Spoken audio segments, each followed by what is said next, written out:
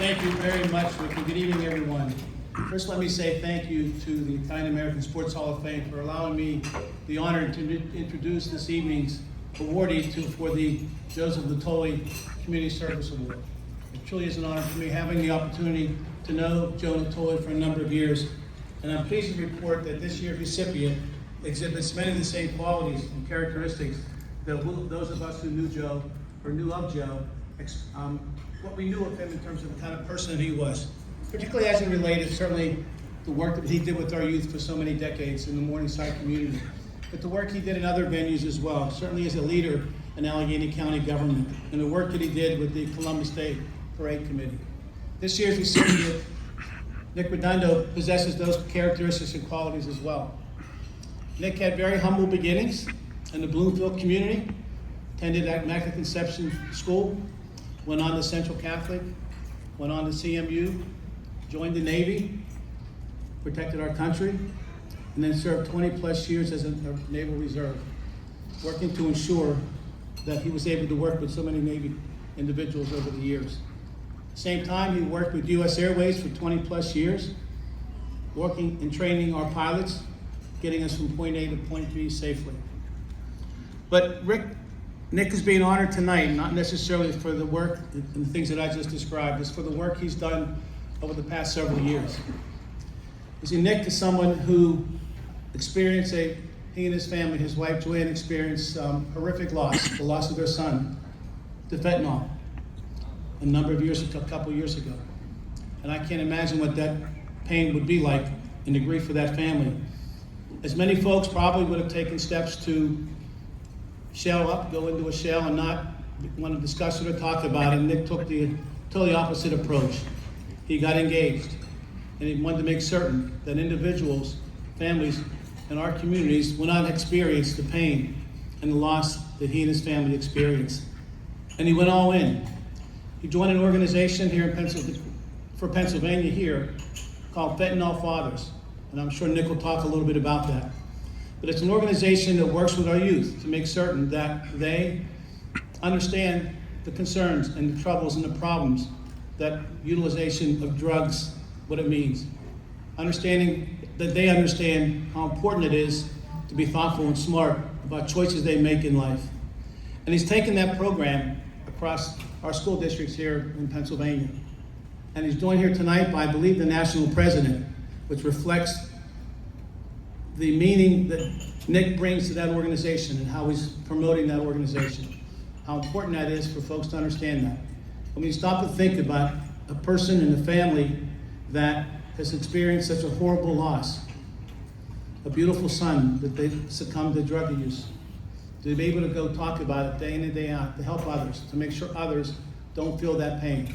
That has a profound impact on our communities, a profound impact on our schools and our children, and no doubt has been responsible for saving many, many lives. The schools he goes into and the Fentanyl Fathers go into across this country make a difference in people's lives. So ladies and gentlemen, it's my honor to introduce to you this year's recipient of the Joseph Natoli Award, Nick Redondo, who possesses the same qualities.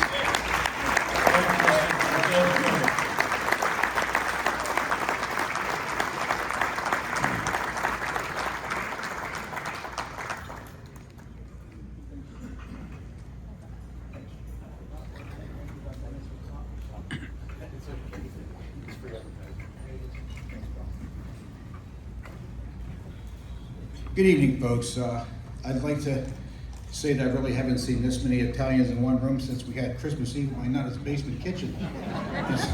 It's pretty good, pretty impressive. I walked in and saw dessert first and the prosciutto on the table. This is the closest thing to heaven I've seen yet. But I really want to thank actually Claudio Relosono for submitting my name to the committee, and I really like to thank the committee for bestowing on me this honor. It really is an honor, and I appreciate it very much. I will do my best to prove worthy of this with the Italian Sports Hall of Fame. And so I also want to thank my family for being there, my wife, my sons, because we've experienced some really horrific pain, and it's something I need. I need the support of my family. I would like to thank Greg Swan, who's actually the founder of Fentanyl Fathers. Greg lost his son in 2014. And so Greg is not somebody who just sit down and just lick your wounds. He actually, put a plan into action and started an organization that's actually nationwide. We even have a chapter in Alaska. So it's growing and growing every day. A little bit about Fentanyl Fathers. We're an organization of bereaved parents. We're all people who've lost children to fentanyl. And it's the most painful thing that you will ever experience in life is the loss of a child. I don't think the only thing more painful than that was losing 2 children. The Fentanyl Fathers, we have a 3-pronged approach in what we do. We go to high schools, middle schools, and we talk to kids. But we don't just give them statistics. We give them a true story. We tell them what happened to our child. We tell them exactly what our son did. I can tell you what my son did, what he said. He thought like, hey, Dad, I know what I'm doing. And kids don't, because we all make stupid decisions when we're young. I look at some of the decisions I made in the Navy, and I was already through college and thought I was mature, but some of the stupid things I did, I'm surprised God let me live that long. But we tell them our story, we educate kids. We tell them about the different drugs out there, the things that are harmful, the things that can kill them. We try to get them help as well. So if they have a problem, we offer help. I have a psychologist I work with. Her specialty is addiction. And so we try to give people help. So we're just not going to go into a school and give the kids statistics. That's just, they're going to forget it by the time they walk out the door. We're going to give them statistics, plus we're going to teach them about how to administer Narcan. If you think someone is overdosed, what do you do? What's your action? What's the first thing you want to do? How can you tell if they are? And these are important things, because this can save a life. And that's what we're trying to do. We're just trying to save lives. There's no money in this for me. I don't want any money. I just want to save lives, because I don't want to see any family go through what we've gone through. My son Nick was the oldest of 4 sons. And Nick is a great kid. He was a great kid. He had it all. He was an Abercrombie and Fitch model for Dolce & Gabbana. He modeled for Rue 21. So as you can tell, he got his looks from his mother. And so, yeah, he did. So, but he was a kid that had it all.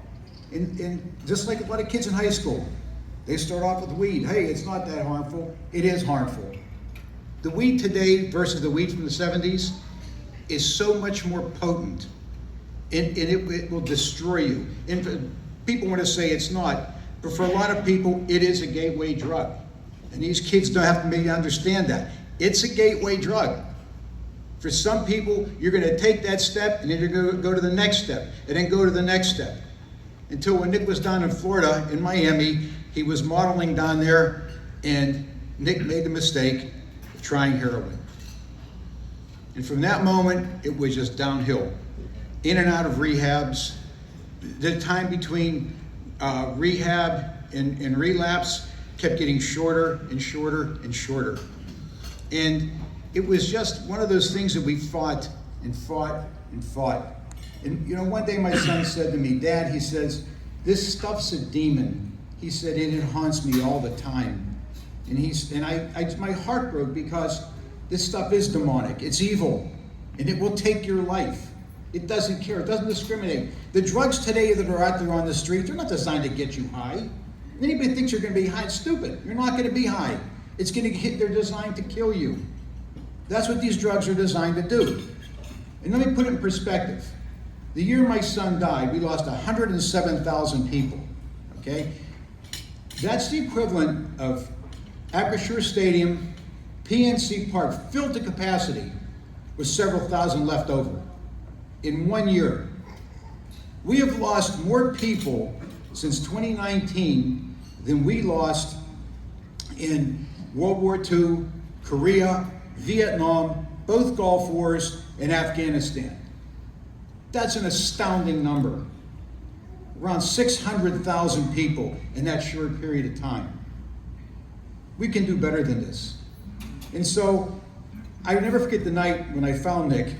We had Thanksgiving dinner that year, that Thursday, and I talked to him Friday, and the last time we talked was Friday evening about 5:30. And then I texted him on Saturday or called him. I never heard back.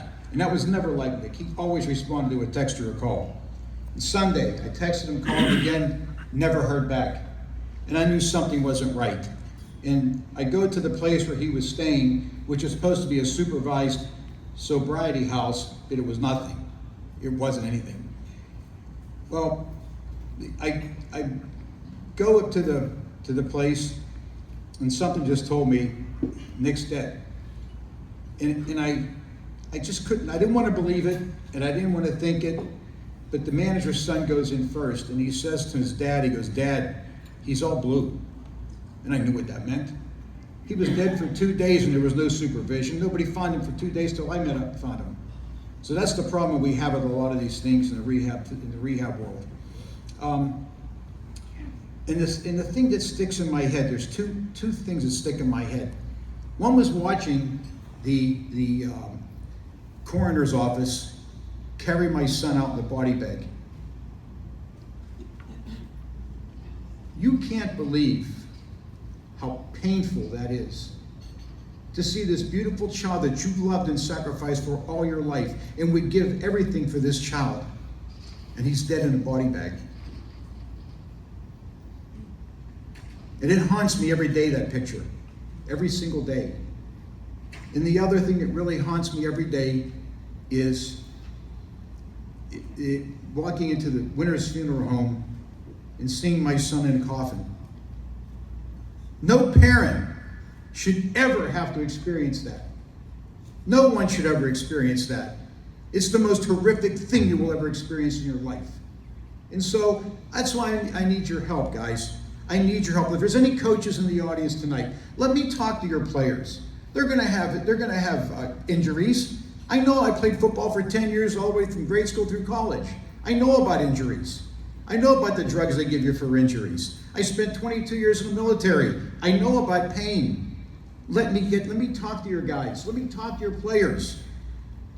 If there's any principals or administrators, school administrators, please let me talk to your students, because I don't want anybody to experience and live with the pain that my wife and my sons and I live with on a daily basis. It's too painful, way too painful. And so I need help, and I need your help. And if there's anybody here that can do that, my email address is very simple. It's my first name, Nick, @fentonfathers.org. Please get in touch with me. Please send me an email. Let me know when we can talk. We had a meeting with the Diocese of Pittsburgh, and they really, really liked our program. And they want to incorporate our program in this coming school year. And we think it's so vitally important. So folks, I don't want to see anybody go down this road. I don't. It's too painful, and it never leaves. I don't know if anybody's experienced loss of a child. You never get over it. You learn to live with it, but you never get over it. So before anybody else dies from this ridiculous drug, fentanyl, let's get to the kids. Let's talk to these kids. I can give them a true story. I can tell them the pain that they will cause their parents if they go down this road. Thank you guys very much. I appreciate it. Thank you. Wow.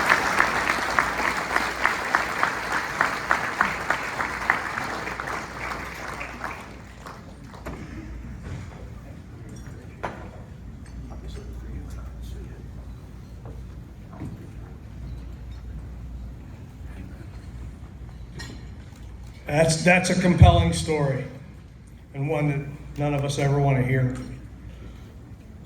Get in touch with this guy.